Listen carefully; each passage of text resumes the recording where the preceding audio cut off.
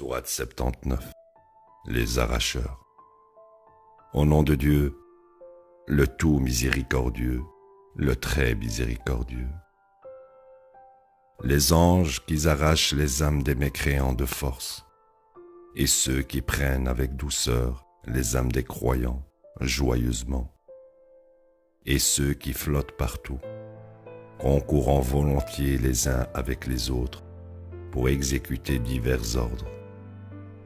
Le jour où le tremblement tremblera, suivi par le second souffle, certains esprits seront terrifiés, leurs yeux seront baissés.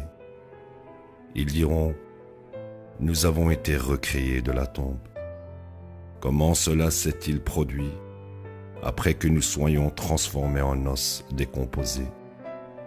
Ils avaient dit: ceci est une réapparition impossible. Tout ce que cela prend est une seule impulsion, après quoi il se lève. As-tu été informé au sujet de l'histoire de Moïse? Son Seigneur l'appela à la sainte vallée de Toua. Va auprès de Pharaon, il a transgressé. Dis-lui: ne te réformeras-tu pas? Laisse-moi te guider vers ton Seigneur, afin que tu puisses devenir révérencieux. Il lui montra alors le grand miracle, mais il mécrut et se rebella. Puis il se détourna à la hâte. Il convoqua et proclama. Il dit: je suis votre Seigneur le plus haut. Par conséquent, Dieu l'a assigné au châtiment dans l'au-delà, ainsi que dans la première vie. Ceci est une leçon pour les révérencieux.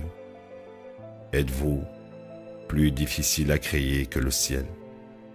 Il l'a construit, il a élevé ses masses et l'a parfait. Il a fait sa nuit obscure et a éclairé son matin. Il a fait la terre oviforme. D'elle, il a produit sa propre eau et son propre pâturage. Il a établi les montagnes. Tout ceci pour vous pourvoir, vous et vos animaux, des conditions de support de la vie. Puis, lorsque le grand souffle viendra, c'est le jour où l'humain se souviendra de tout ce qu'il a fait. L'enfer sera amené à l'existence.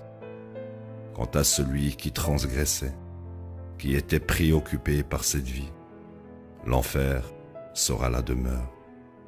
Quant à celui qui révérait la majesté de son Seigneur et interdisait au moi les désirs de nature pécheresse, le paradis sera la demeure. Il t'interroge au sujet de l'heure et quand elle aura lieu. Ce n'est pas toi qui es destiné à annoncer son moment. Ton Seigneur décide de son sort. Ta seule mission est d'avertir ceux qui s'y attendent. Le jour où ils la verront, il leur semblera qu'ils ont passé une soirée ou une demi-journée.